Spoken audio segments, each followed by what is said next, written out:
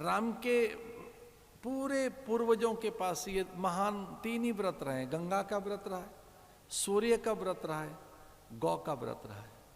ये लेकर आइए व्रत, मानताएं जगेंगे आपके भीतर। अगर गौ का व्रत आपके पास आ गया कि गौ ग्रास देंगे, थोड़ा गंगा जल का आचमन करेंगे, सूर्य को अर्घ देंगे, अतिथि अभ्यागत आगत को भोजन कराने के बाद हम ग्रहण करेंगे, अथवा भोग लगाने के बाद सेवा का व्रत लीजिए। आज तक उनकी कीर्ति खंडित नहीं हुई, अक्षुण कीर्ति है।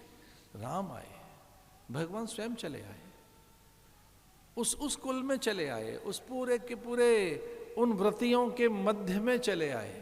राम भय प्रगट कृपाला दीन दयाला वह आए हैं। और फिर उन जैसा कोई चरित्र नहीं, उन जैसा शील संयम सदाचार, उन जैसी मर्यादा, उन जैसा त्याग नहीं। वो हमारी संस्कृति के अप्रतिम प्रतिमान हैं। उनके आगे सारे मूल्य मानक सब छोटे हो जाते हैं। उनके आगे कोई टिकता नहीं है, कहीं भी कैसे भी नहीं टिकता है।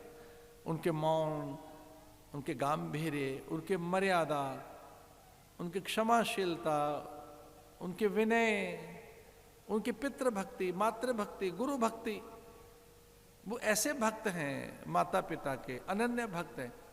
उन जैसा कोई भक्त नहीं गुरु भक्त, कि वो किस तरह से पैर दबाते हैं गुरु के। प्रतिदिन माता पिता गुरु नावई माथा, प्रातःकाल उठ के रघुनाथा। उनका व्रत है कि प्रातःकाल उठकर माता पिता के चरण छूने, गुरु के पैर दबाने, विश्वामित्र के, वशिष्ठ के, वामदेव, जाबाल।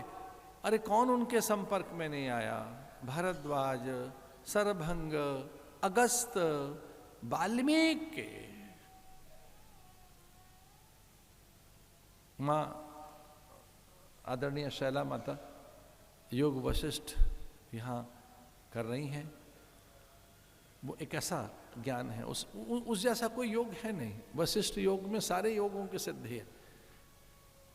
वो योग राज है, वो योगों का राजा है जो वशिष्ठ के द्वारा, या जो योग वशिष्ठ है, तो 1-to-1 डायलॉग हैं।